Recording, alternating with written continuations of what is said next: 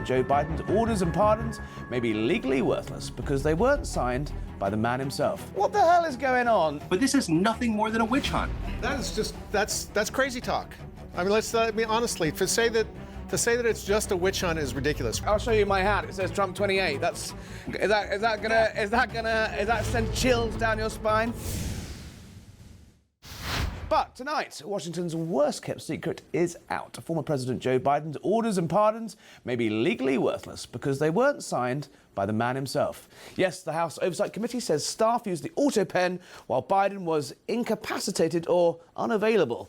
They're calling it corruption by automation, which is not very catchy, but I see their point. A constitutional nightmare from inside America's zombie White House. But I think the story goes far beyond the pen. For years, Biden's presidency lurched from one crisis to the next. His son's crack addiction, his wife's influence, and his declining mental capacity played out in front of the nation.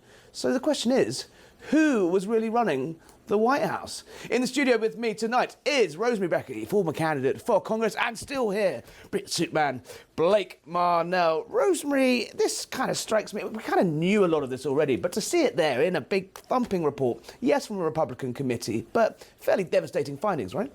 It is, and we expected it, right? This is exactly the findings that we expected to see. We knew all along that the staff and others were making decisions for President Biden.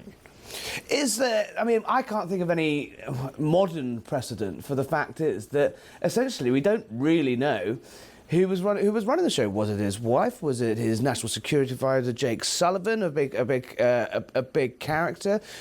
Who was making the decisions? Who, and you know, constitutionally, where does this leave the Dems? It's definitely a question in terms of who was running the country. And as you pointed out, it calls into question a lot of his executive actions and how legitimate they are. And so this report actually asks the Department of Justice to take a closer look at it and void those that actually he didn't make or that they can't be justified. And do you expect that to happen? Pam Bondi's tonight saying all very helpful, but where does this go, do you feel? We can read the report, we can get very angry, but realistically, is anyone going to get their collar felt for this? It's hard to say at this point, and if the Justice Department pursues it, we may see a lot of litigation and things like that, and so ultimately we don't know where it's going to end up. But again, it kind of points out that maybe we need some reform here. Maybe there needs to be new legislation. Congress needs to take a look at it and really provide some guidance in terms of who should be using the auto pen and who has the responsibility for it. Guys, stay there. We're going to bring in from New York, I believe, David Carlucci, former New York Democratic Senator. Welcome back, Mr. Carlucci. Nice to see you again. What the hell is going on? And who was running the country for 4 years? This report says that, you know, not all of Joe Biden's actions were his own. Well, whose were they? Well, good question on what the heck is going on, because this is obviously a farce.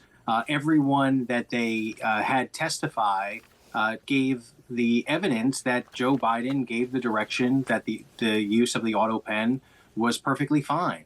So this is a fishing expedition done by a partisan committee with absolutely no proof. If anything, what we should be doing is investigating what's going on with the current administration in terms of the cryptocurrency, the $400 million plane from Qatar. The list goes on and on. They're doing everything but do the things that people want, like what is happening with the Jeffrey Epstein files. Instead, they're going after something that is just totally unsubstantiated, and there's no one that has actually held up to their argument. So it's just a fishing expedition, nothing more. That's what I see in this report. Is it really totally unsubstantiated, though? We saw what happened play out over a painful couple of years in terms of Joe Biden's decline.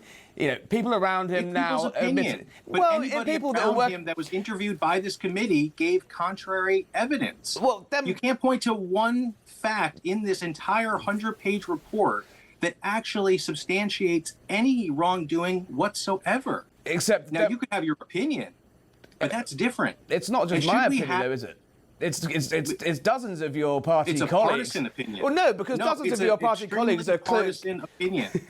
dozens of your colleagues are queuing up, rushing to get books out, rushing to interviews. There's a big old row about how it was allowed to get to this position. You know, former White House staffers now admitting to people like Jake Tapper in his book, and and parts of the media now admitting that they had concerns all along that weren't covered at the time. You can't really just wash your hands of this and say everything was tickety-boo, everything was fine. There was clearly something going on here.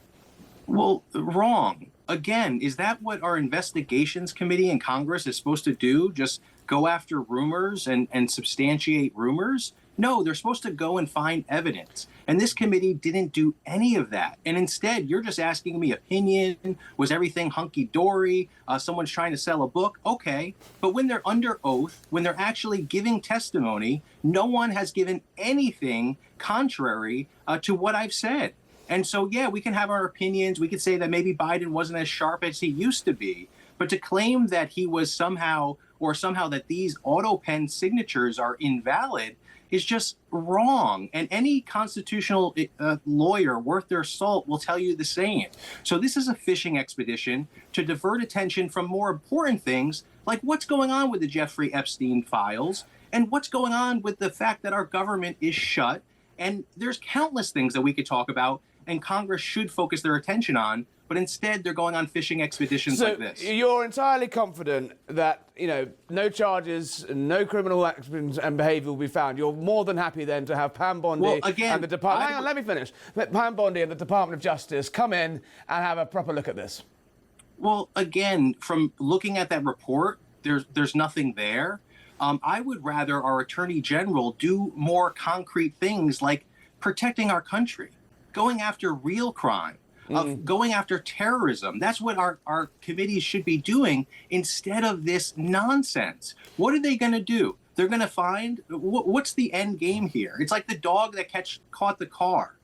They're not going to prove anything. And what are they going to do? Undo these signatures? I mean, if they want to do something, maybe they could put forth policies in place that could protect from this type of subjective observations that we see. Put forth some concrete measures. Put some rules in place that our presidents would have to follow. But you're not going to see any of that. Instead of just a blame game. If I saw some actual policies coming from this, some recommendations, then maybe I could agree with it. But this is nothing more than a witch hunt. David, stay there. Nothing more than a witch hunt. Blake, are you going to take that? That is just that's crazy talk. I mean, honestly, to say that it's just a witch hunt is ridiculous. We all saw that President Biden was declining. So it's undeniable that was taking place. The question is just how much of it was covered up.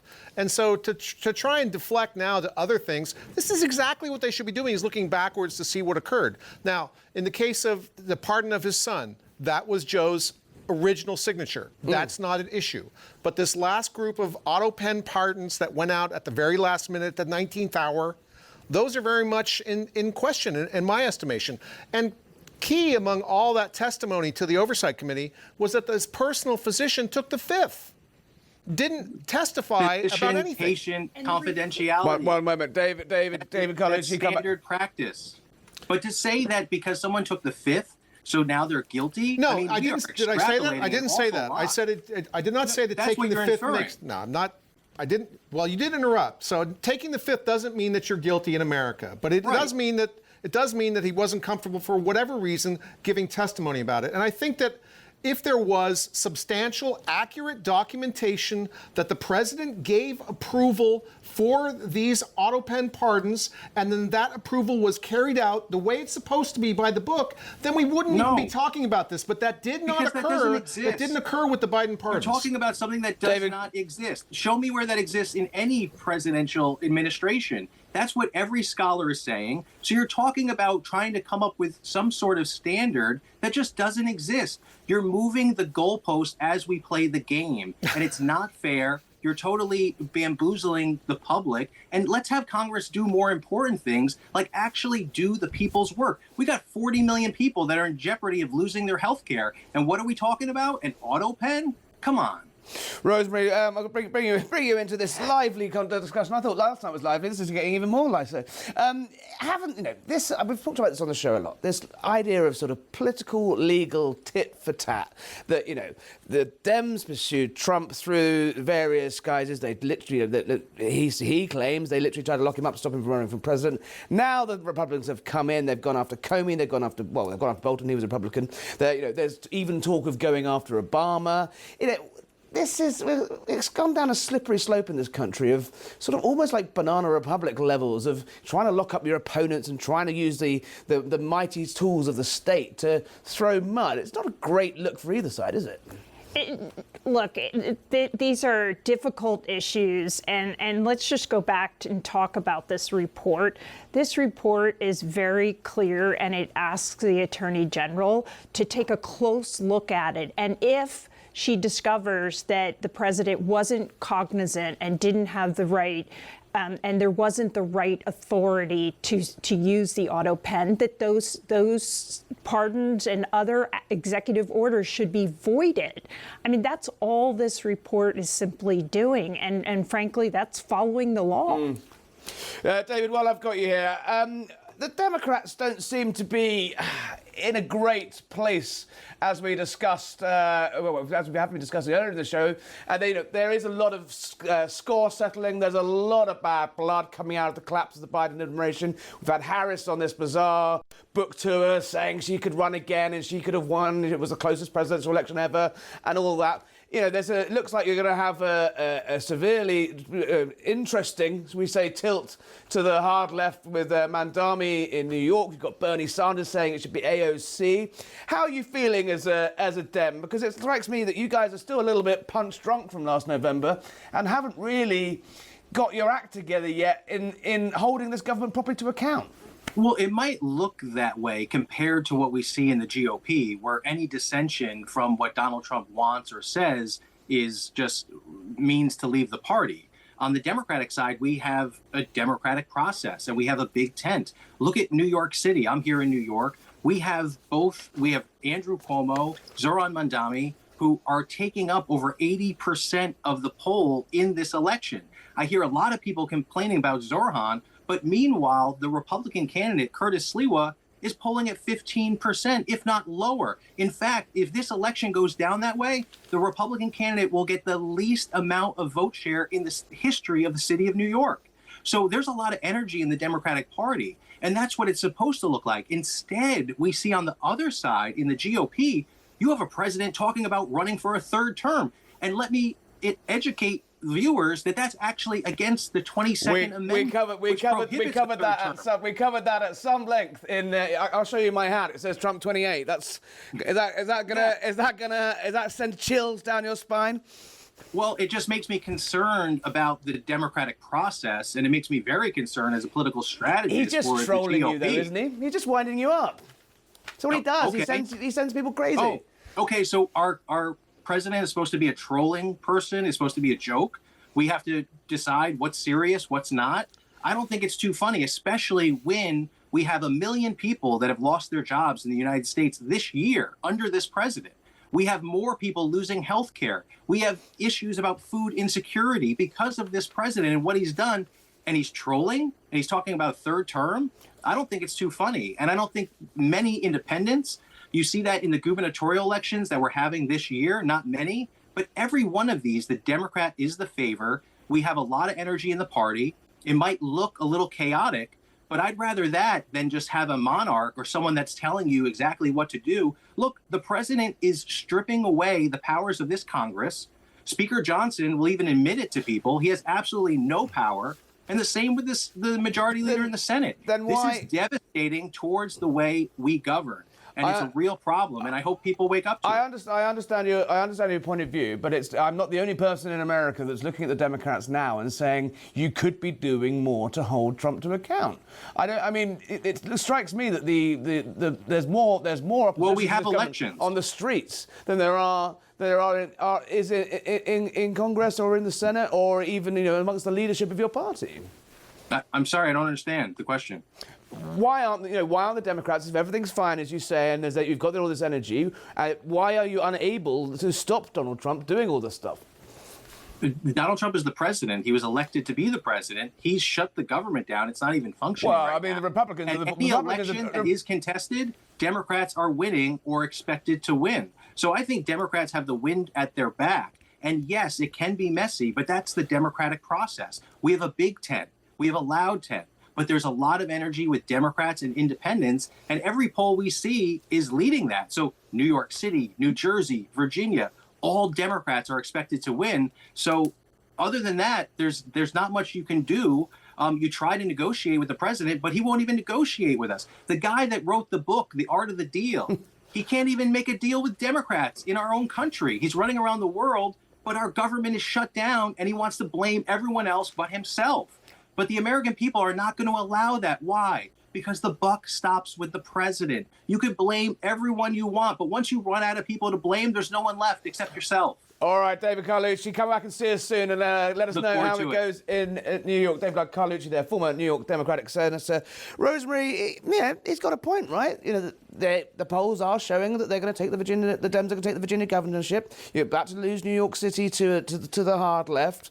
You know, midterms aren't looking good. No, I'm going to talk about New Jersey because I am from New Jersey. Please. It's where I ran for office, and I actually ran against the Democrat who is the candidate for governor.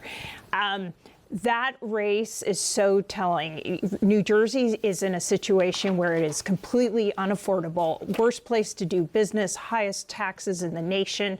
It's a mess, right? And we got there because of 8 years of Democratic control of New Jersey. And initially, you know, the race there was about a 20-point spread because the Democratic candidate is so bad and has no message and has no solution to the problems in New Jersey, doesn't know how to fix affordability, doesn't know how to lower budgets and do what needs to be done in New Jersey. Now it's neck and neck. And I think Jack Ciattarelli is actually going to pull it off, and he's going to win that race. And I said it here today. All right, we'll hold to that. But the pollster we had on earlier, James Johnson from JL Partners, says it's an uphill climb across the country for the Republicans. You have that incumbency issue in the midterms anyway, where whoever's in power tends to get a bit of a kicking. And the people that elected Donald Trump were voters that didn't normally vote in elections. What can the Republicans do to make sure people who voted for Donald Trump turn out in the midterms as well? Brick, I'll come to you. Blake, I'll come to you in a sec. I think all we have to do is remind people how crazy the Democratic Party has become. Look at New York. It's about to get a lot easier. Right, so, yeah. right. So progressive. And frankly, we have to remind families and parents that it's about affordability. It's making sure that we have the choice to make decisions about our children. It's about those kitchen table issues. We've got to continue to remind the American people of it, because that's what's matter. Because people showed up in November because they were fed up and they were sick of it all. And they were sick of the crazy policies and what was going on in our schools and the affordability crisis in this country. So that's all that has to be done for these midterm elections, I think. Blake, you were nodding along vigorously there. Yeah, it's something that can. Those are all. I absolutely agree with you. To focus on the issues is key. But one thing that the Republicans can do differently in the upcoming midterms is that we have not historically gone after ballots and done ballot chasing and tried to get the vote out in non-presidential election cycles. And I think that's a huge part of why President Trump won in 2024, because Republican efforts in those areas were very successful. And it was the first time we've done it. And in contrast, the Democrats have been doing this for a long time.